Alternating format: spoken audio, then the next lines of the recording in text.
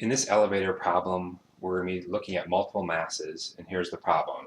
We have an elevator which is held by a rope going around a frictionless pulley, massless rope, and we have a horizontal pulling force.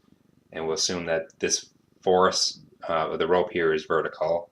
And we're told that it's accelerating downward at 2.65 meters per second squared. And riding inside the elevator are two blocks sitting on the floor, block 1 and block 2. The elevator has this mass. Block 1 has max 65 kilograms. Block 2 has this mass. We have three questions. What's the force on this rope?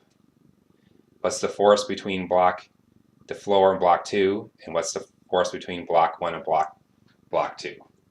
So we'll pause right now, solve the problem, and then I'll give you my solution.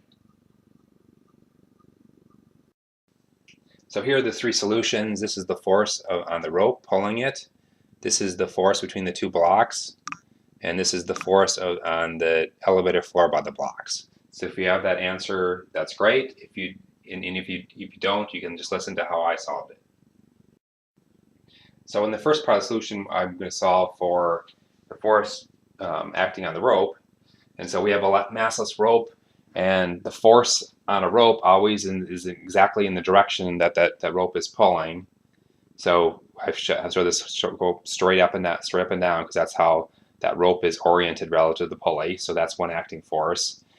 We also, I guess the first thing we would think about is what's the free body diagram about. So when you do a free body diagram, one of the things you want to consider first of all is you want to have all the elements inside of it going at the same acceleration rate. So so we're going to assume that, and since that's true in our case, the blocks in the elevator itself are all accelerating together, that they're not separating from each other, at least as our assumption starting out. We can pick anything in there as part of our free body diagram. The other thing is we want to do on picking free body diagrams is we want to break through and cut through or have an interface on my body diagram of the force I want to find. So I want to find that force, so I know I'm going to draw my free body diagram cutting through there. And the question is just how big a circle do I want to make? But I know we want to cut through there. And the other thing you want to try to do is you want to cut through whatever surface or whatever interface you want to be looking at. The next thing you want to do is you want to try to minimize the number of internal forces that you cut through. You want to so for this case, we don't want to be worrying about, when I'm solving for this force on the pull, we don't want to be worrying about interactions between blocks and blocks in the floor and blocks themselves. So you want to keep that all internal. So it'd be best to circle that whole entity as my free body diagram. So if I do that, I consider the elevator and both blocks as my free body diagram. Then I'm just going to draw all the forces acting on that entire system from the external world, not worrying about internal forces. So we have the force pulling by the rope, and now we have gravity pulling on all these. So that's an external force acting on that system, and that's the mass times the block 1 and the mass of elevator times gravity and the mass block 2.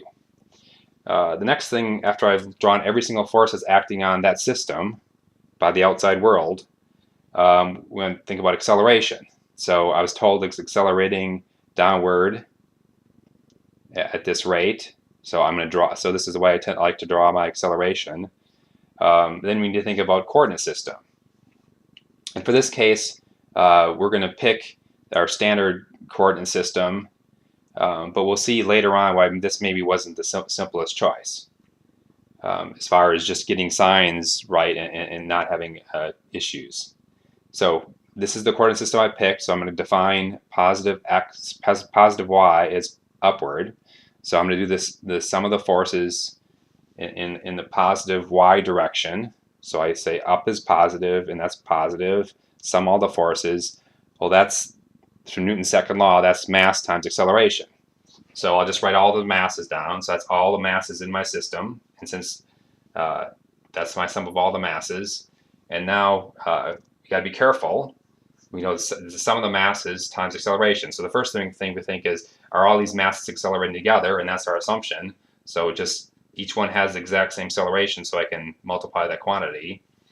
And then since that acceleration is in the minus y direction, I need to make sure I put the minus sign on that quantity, or the mass times acceleration in the y direction. Okay, then on the other side, mass times acceleration, making sure I got the sign right, it equals all the forces. And again, I have to make sure I have the vectorial direction correct, because force positive is force up is a positive, so that's a positive F pull, and these forces acting downward are negatives. So minus mass times each of the individual masses times g. And then if I just do some simple algebra, I can convert and solve for F pull, and I get this equation. And if I stick in the numbers, I know the sum of all these masses, if I add up those, it's 205. Then the g minus acceleration given, and then I want to make sure I have the right units. So I do my units conversion. I knew that 1 Newton is a kilogram meter per second squared, so I can cross out terms, and you can see I'll just end up with newtons. And this is my solution for F pull. And then if I consider 3 significant digits, so that's my solution for F pull. So that's how much the rope is pulling upward. And now the other questions are a little more tricky, sometimes thinking about free body diagrams. So let's say, again, the strategy on picking a free body diagram is I want to make sure I have one of the interfaces as far as a paired force at what I want to find, and then I want to try to make sure that everything I have circled in the free body diagram has the same acceleration, and I want to try to minimize the number of internal forces I have. So I want to just try to make as least forces as I can acting on it. So one thing I kind of jumped as far as which solution I went for first. I went actually was solving for number 3, the forces between the 2 blocks. And later we can see that I could have done the other one as number 2 just as well first. But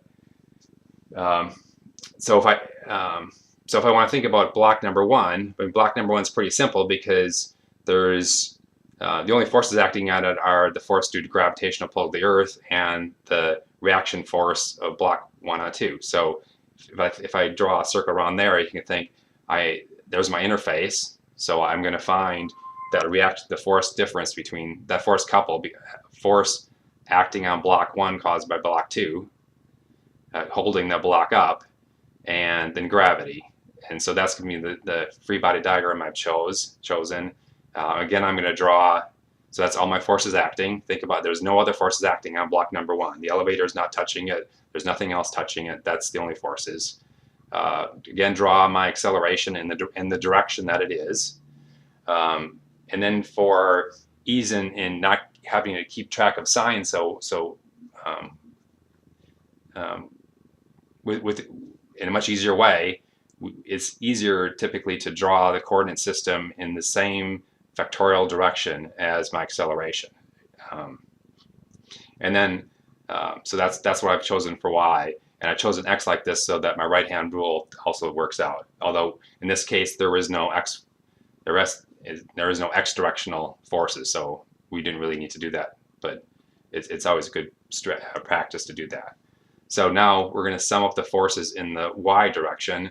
This time for part 3 of the question here, I defined my y as positive down.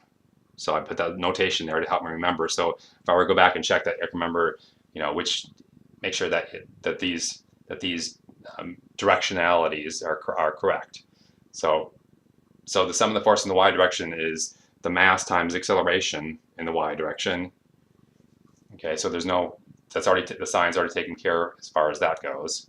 And now with this being the positive y direction, this force is acting negatively, so it's equals the minus the force of acting on body 1 by body 2 plus this. Now this is a positive force in my y direction, mg. And if I can do the algebra, I get F1, 2, and I can solve that. And if I just put the numbers in here, this is the force I get acting, this is the force that that's acting on block 1 by block 2. Okay, I could have solved number 2, the same thing, force between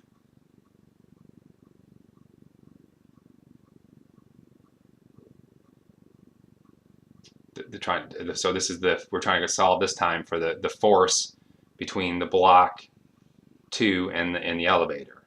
So again, free body diagram wise, you think, well, I want to have that for sure be an interface. So that's going to be, I'm going to circle around here because I need to cut through that force pair between the block 2 and the elevator. So, and the question is, how much do I want to circle? I could have circled around just block number 2, but if I just do that, then I got to worry about the reaction, the pair force between block number 1.